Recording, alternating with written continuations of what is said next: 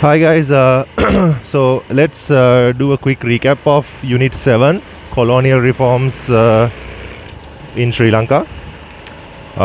So in this lesson we need to take a look at what sort of transformation Sri Lanka went through during its colonial period.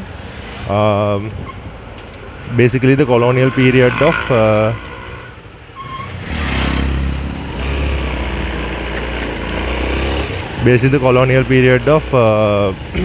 British Empire.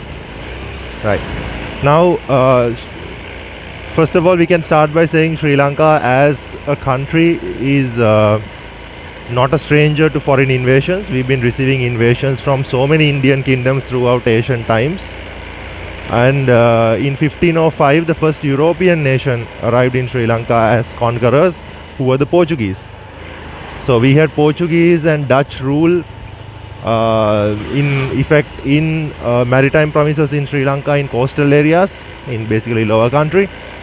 And either of those conquerors failed to capture the upcountry.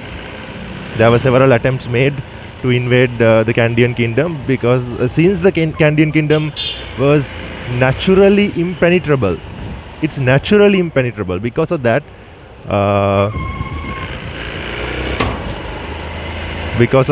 it was not possible to conquer the Kandyan kingdom for the Dutch or the Portuguese.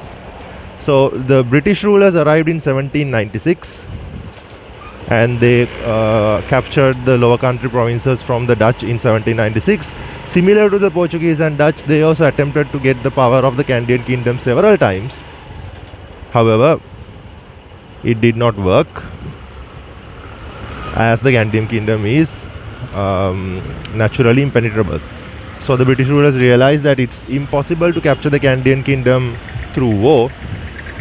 Ideally, you have to wait till a political conflict occurs, and you have to just attack at a time that the kingdom is politically weak.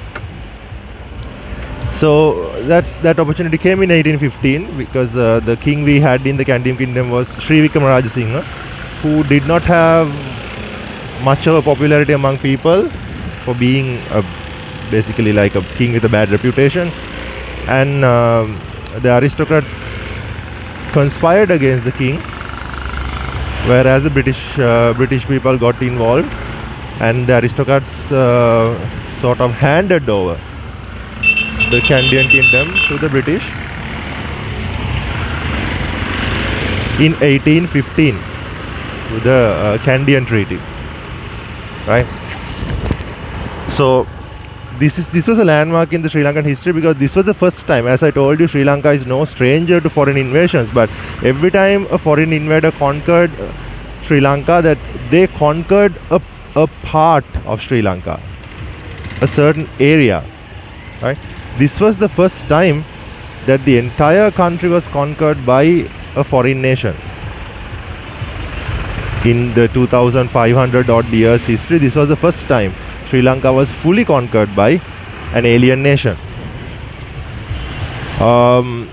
Somehow after capturing power in 1815, as per any conqueror would do, the initial concern of the British rulers was to establish the power. What they basically wanted was to establish the power and keep down any resistance from civilians. That's what you normally do when you invade and when you conquer a country, because the citizens of that country aren't really used to being conquered by some other nation, so they retaliate. They tend to retaliate in the beginning. It takes some time for the people to get used to being conquered by a foreign nation. So similarly, as expected, in 1818 the Uavellas uprising took place, whereas the British rulers took extreme measures to keep the uprising down, and they managed to successfully prevent the uprising and establish the British rule in Ceylon. So after the 1818 uprising, after about 10 years, the British rulers started to realize that okay, now Ceylonese are sort of used to having British rulers, so no one is necessarily retaliating, and the British people have their power established, which means now it's time to introduce some reforms to Ceylon. Now there's a reason for these countries to introduce reforms. They can simply use military force and conquer the country, conquer the colony, not a problem.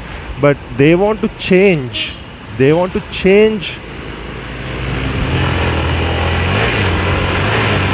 They want to change whatever the economic, political, social systems that's there in the country. They sort of want to leave their mark. So that's exactly what they did. They changed what Ceylon was under the reforms they introduced. So for the task of introducing reforms, they invited a commission which was known as the Colebrook-Cameron Commission. These had two main people. One was William Colebrook and the other one was C.H. Cameron. Now C.H. Cameron was like a judicial expert, legal expert, so he was in charge of introducing judicial reforms to Sri Lanka, whereas Colebrook was in charge of political, economic, social and every other aspect of reforms. Right. Then these people arrived in Ceylon and they went around Ceylon, spoke to people, observed things, and they introduced several reforms which were in effect from 1833. Now this is considered as a landmark in the Sri Lankan history because, as I told you, unlike other conquerors, when British rulers take over a country, they change the existing systems in that country. They change the look of the country completely, right? So what you know today as Sri Lanka, what you were born into, what you were raised in, okay? Now this political liberty you have, these democratic principles you are familiar with, this capitalistic economy you are familiar with, you don't know how it feels to be under a monarch, or you don't know how it feels to have permanent duty, or you don't know a system where you have self-sufficient economy where you would cultivate and you would consume your own crops. Like you were born into a system where you sell stuff and things depend on money. That's because that system, what you know today, was created by the Colebrook-Cameron reforms in 1833. It basically changed what our country was. The country before Colebrook reforms and the country after Colebrook reforms, it was a complete change. Okay, right. So when it comes to Colebrook-Cameron reforms, there are plenty of reforms that we can talk about. It starts with restricting unnecessary powers of the governor. That's the first thing they did. Then they established, number two, they established a legislative council. Then they established an executive council. Then they introduced English education to locals. And they abolished the permanent duty, the Rajakari system. They abolished the government monopoly on the market and created a capitalistic free labor market. They introduced plantation economy to Sri Lanka. They introduced the Wasteland Act. They divided the country into 5 provinces instead of 16. They unified the administration system, which was separated from up country and lower country. They introduced a unified administration system. Also, they reformed the judicial system. They introduced a unified judicial system for up country, lower country, and also they abolished the special court system for Europeans, and etc. So these are the important ones. There are about, you can write about up to like 14-15 reforms. But for the exam, if you are writing like a 20-mark question, mentioning like 6 or 7 of these and explaining the first few in detail, would be sufficient. Okay, right. So the very first thing the Colebrook Commission suggested was that restricting the unnecessary powers of the governor. Now this one is very tricky when you are writing answers. Just this is a place that you all shouldn't be confused, because when you say restricting the powers of the governor, you need to understand Sri Lanka was a colony back then. Sri Lanka was a colony, which means that we were colonized, and the governor we had was a British military officer. Now the idea you get when you say a colony and a colonizer, that doesn't mean any lenient governance. Of course, we were a colony and they weren't going to go all democratic on board with us. They were colonizers nonetheless. So because of that, the governor had vast powers. Governor had really vast powers to make any decision, and that was hardly changed in Colebrook reforms. So much so that those powers, some of those powers were even there in the latter years of Donamo, where the governor was capable of just taking control of everything. That was never taken off because we were a colony until 1947. We were a full colony, right? But when you say removing unnecessary powers of the governor, there were some of the powers like they were absurdly unnecessary. Now example, that governor had the power to arrest anyone without a warrant. You don't need a warrant, you can arrest anyone. Simply the reason is because the governor says so, right? If not, the governor could deport anyone from Sri Lanka without putting that person to a trial, without going for a court case and having a trial. The governor can give a punishment to deport the person from the country. And the governor also had the powers to walk into the criminal courts of Sri Lanka, sit in those courts and act as a judge, right? These powers were removed. The Colebrook Commission was like, I can quote what Colebrook said. He said, I was shocked to see the level of powers the governor has in Ceylon. So they were like, yes, that we understand that Ceylon is a colony and the governor should have vast powers, but these are like absurd, right? So the Sri Lankan monarch that they used to have and the British governor are no different in this way. And since they wanted to introduce somewhat of democratic framework of governance, they said, you know what, those powers have to be removed. You can't arrest anyone who you want just because you want to. You need a warrant if you are arresting someone. You can't deport anyone without a trial. If you are punishing someone, there has to be a trial and the person should be like proved in a courthouse that he is guilty. And of course said, you can't walk into courthouses and act as a judge out of the blues. Not allowed. You are not qualified to be a judge. So those powers were removed. But comparing to those, political powers of the governor to get involved in any political activity and take control of Ceylon politically, none of them were taken away, because Sri Lanka was a colony and they were colonizers, so he needed those powers to keep things under control. Understand? Right. Then comes the Legislative Council and the Executive Council. Now, when we study these houses,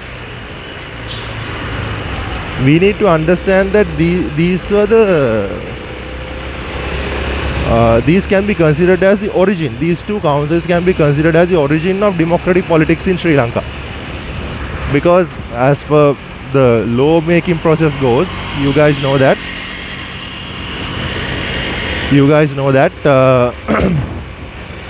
how the normal law making process works. The executive decides, and if it's a cabinet system, it's a teamwork, it's a collective responsibility. The executive is a team that they make a collective decision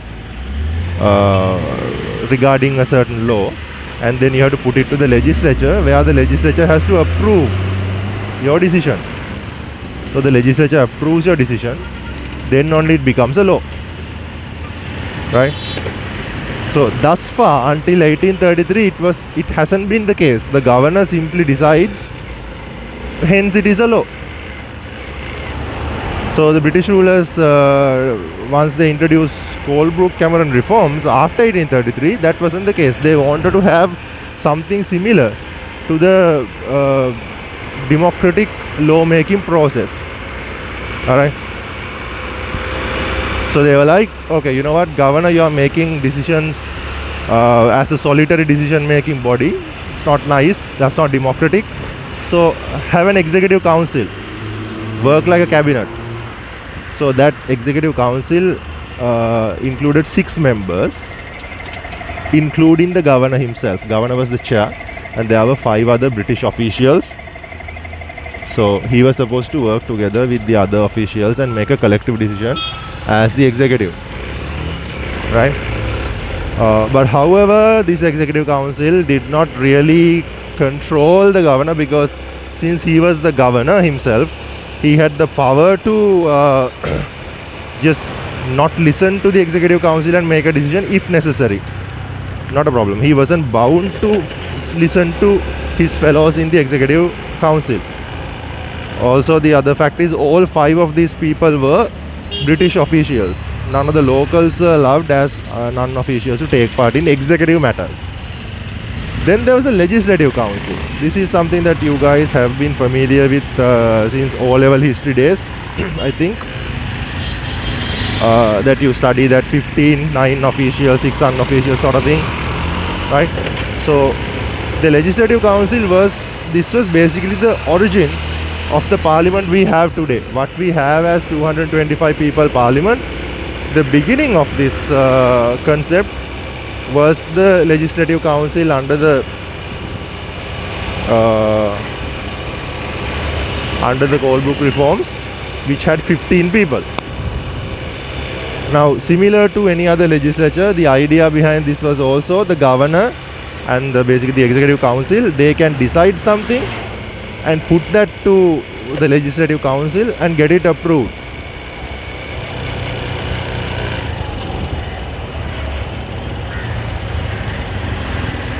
So the basic idea of a legislature. This council had 15 members, which included 9 British officials. Now when I say British officials, this means like officers of the British government, like the Attorney General, Colonial Secretary, the Treasurer, and all these British officials, okay, other than the governor himself. Then the board feature about this, that they allowed 6 unofficials, which included 3 locals. Okay, so out of the 6 unofficials, 3 of them were European planters and the other 3 were locals.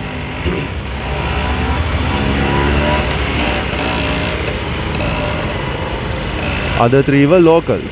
Okay, so out of the 3 locals, one of them was Sinhalese, one of them was Tamil, other one was Burgher.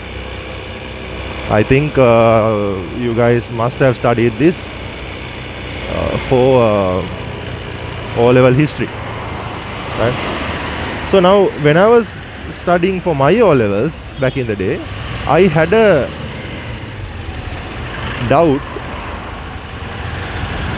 as to why are there European planters. I didn't know planters because the history book just said 3 Europeans and 3 locals. I was wondering why on earth you have Europeans in the Legislative Council of Ceylon, because you already have 9 British officials, right? But then when I did my studies, I realized what that means is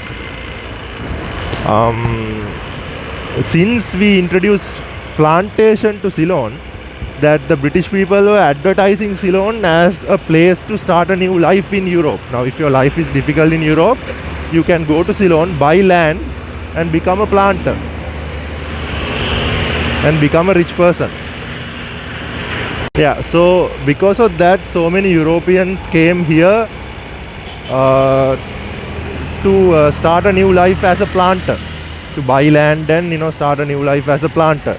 And there was a plantation community in Ceylon who were living in Sri Lanka, and these people had issues regarding plantation. So 3 European planters were allowed in the Legislative Council, so they can talk about their plantation problems with the governor and other British officials. That was the idea behind the 3 Europeans. Now, other than that, there were 3 locals: Sinhalese, Tamil and Burgher.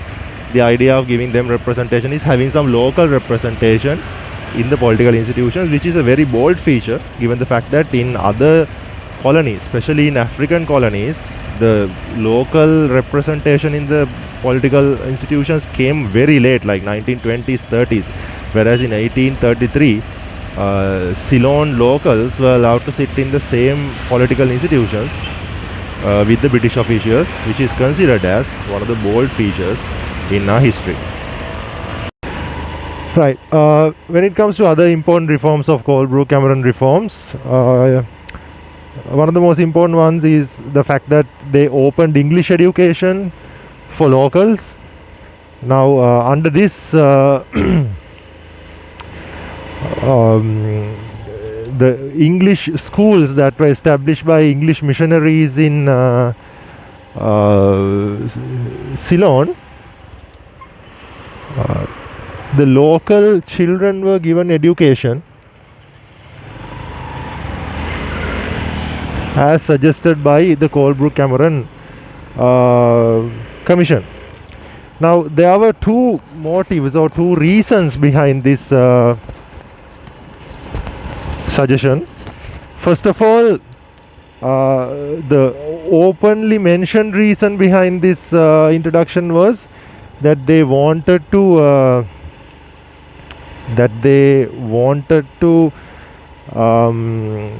allow locals into the public sector of Ceylon. Now, when the British rulers were running the local administration, they had to bring all the civil servants from Great Britain or UK, right? So whenever they opened up a department or something like that, from the lowest positions, like from clerk and all that, from the clerical staff until the heads of the department, you had to bring all the servants from Britain, which was very costly, right?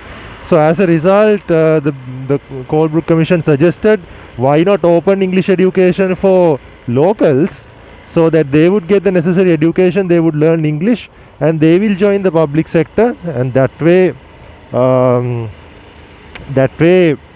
the British government can save a lot of money. And as expected, locals received English education, and locals joined the public sector, which saved a lot of money for the British colonial rulers. However, other than this, there was another intention behind this this suggestion, which was never openly spoken about, but this was one of the intentions they had. That was opening up the English education to locals would actually create an elite class in our country. Now, the elite class means that a social class in Sri Lanka that are known as English educated middle class. They are known as the educated middle class or as the elite class. Now, this was a specific social class that who got the English education, and they created their own social layer which favored the British, right? So this specific social class, they attended the same schools with British kids, that they spoke the same language as the British people, they dressed the same way as British people, they went to the same hotels as British people.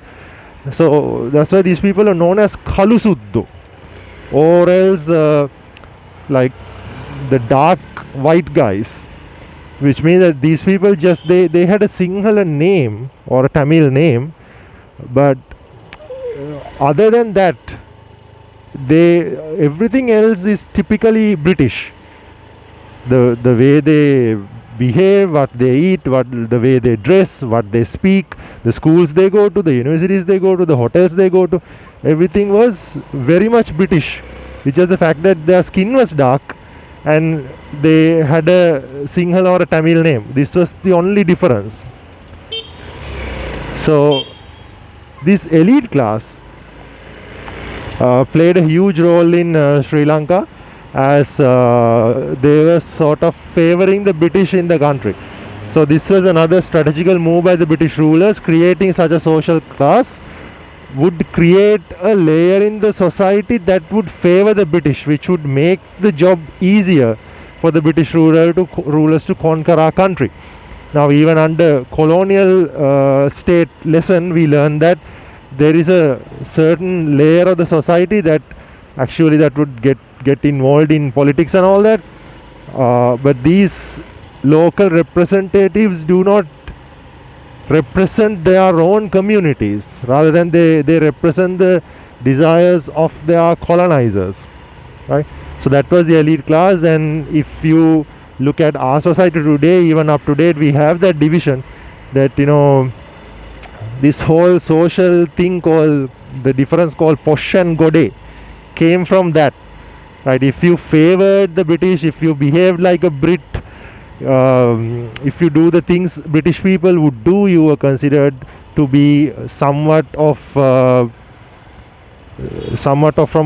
the upper layer of the society. And if you stick to your roots, if you stick to your local identity, you were known as not so much from the upper layer of the society. That actually came from this, as a result of Colebrooke-Cameron reforms and as a result of opening up English education to locals, which resulted in the creation of this new social layer. Alright, so that's one of the important ones. Other than that, British colonial rulers took steps to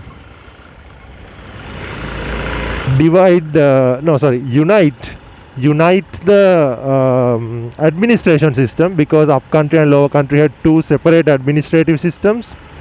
Now this was because the British people had already established power in the maritime provinces by 1796, that they took that over from the British. So because of that, until 1815, until they captured upcountry, they had control in maritime provinces. So the governor already had an office and he was already conquering the lower country. Whereas in 1815, once they captured upcountry, the governor established a specific office for administration in upcountry, and he kept an agent there, an agent for upcountry areas. And that office was the institute that handled the administration in the Candian area, upcountry area. So by the time Colebrooke-Cameron Commission arrived also, it was functioning like that. The lower country is handled directly by the governor. Upper country is handled by that special agent located by the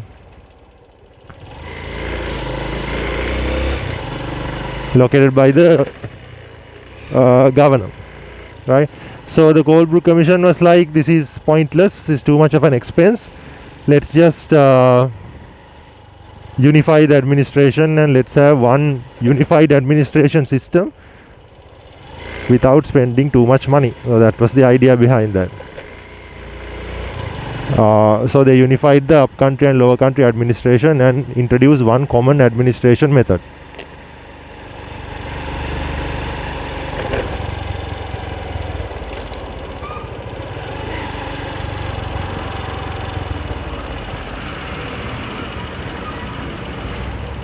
Right.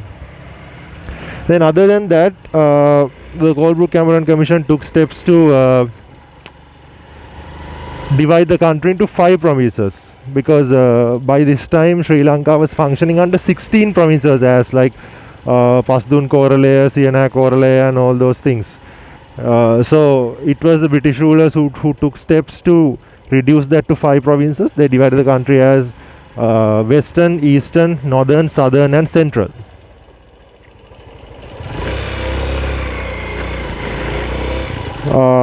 So the 5 provinces were introduced. So that was one. Then another important decision made by the Colebrooke-Cameron Commission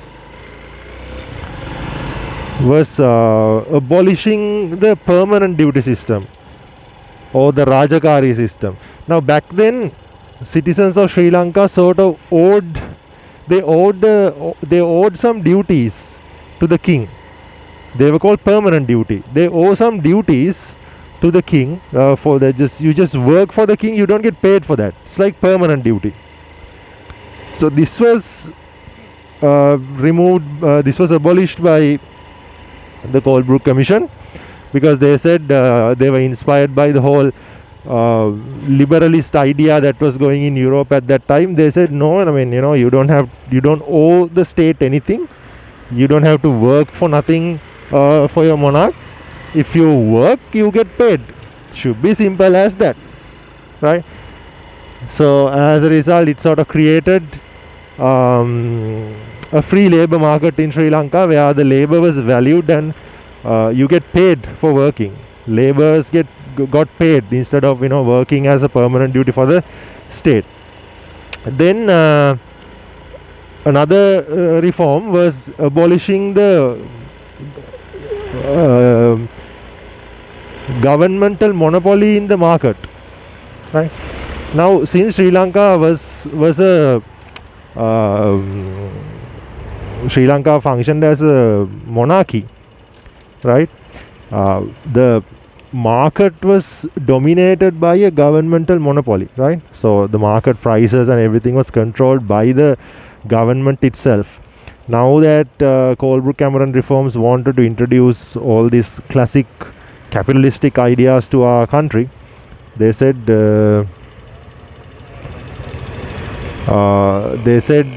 it shouldn't work like that. Yeah, like a capitalistic market, the market prices should not be controlled, right? So they remove the governmental monopoly, and as a classic liberal capitalistic market, Sri Lanka's market was also controlled by an invisible hand, as Adam Smith suggested. So what you know today as the capitalistic market, it was established in 1833 under Colebrook Cameron reforms. Then other than this, they promoted and they introduced plantation to Sri Lanka.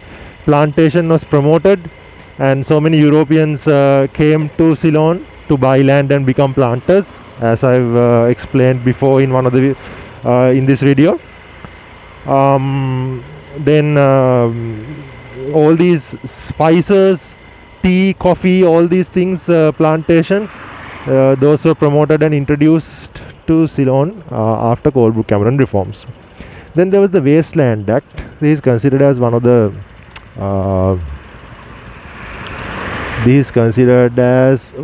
the negative points of Colebrook Cameron reforms. So under Wasteland Act, what basically happened was, any land that the locals could not prove as their possession without any documentation or anything, it was taken over by the government, and they were sold to people who wanted to start plantation in Ceylon. It is also important to mention that as one of the outcomes of Colebrook Cameron reforms, communal representation. Now we discussed about this briefly when we were discussing the reform, the suggestion of establishing a legislative council. So in the legislative council, locals were allowed to sit, which is a very bold feature.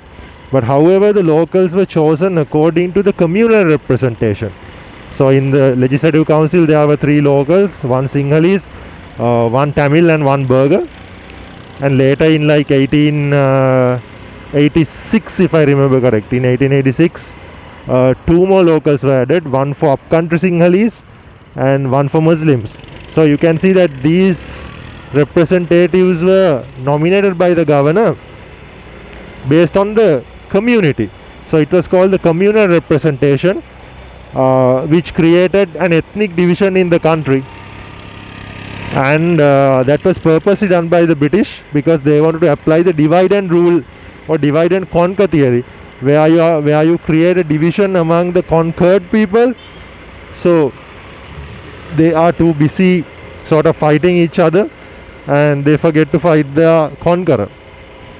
So later on, the ethnic tension in Sri Lanka became worse. As you guys know that Sri Lanka suffered from an ethnic conflict after a while, and even we had a civil war at one point.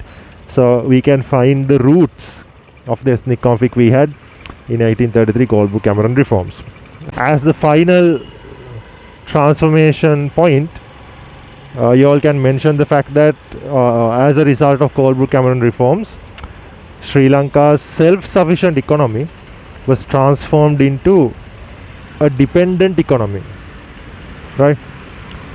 So this means that Sri Lanka used to have an economy of self-sufficiency, that as a country we used to produce what we wanted and we consumed that, producing and consuming.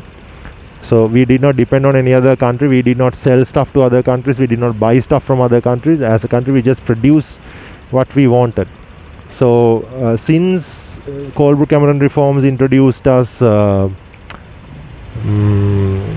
liberalism and capitalism, as a country we started taking part in this economic system where as a country we produce things and we export them and we import what we don't have. Now, which means that as a country that we started selling stuff and buying stuff. So we weren't self-sufficient anymore. We had a dependent economy where we sell stuff and buy stuff, which means that whatever we produce in the country is not for consumption, that we sell stuff and we buy stuff. So as a result of this, now when you hear that it transformed self-sufficient economy into a dependent economy, what it sounds like something negative. Of course, like there is a negative side to it. The fact that Sri Lanka was not a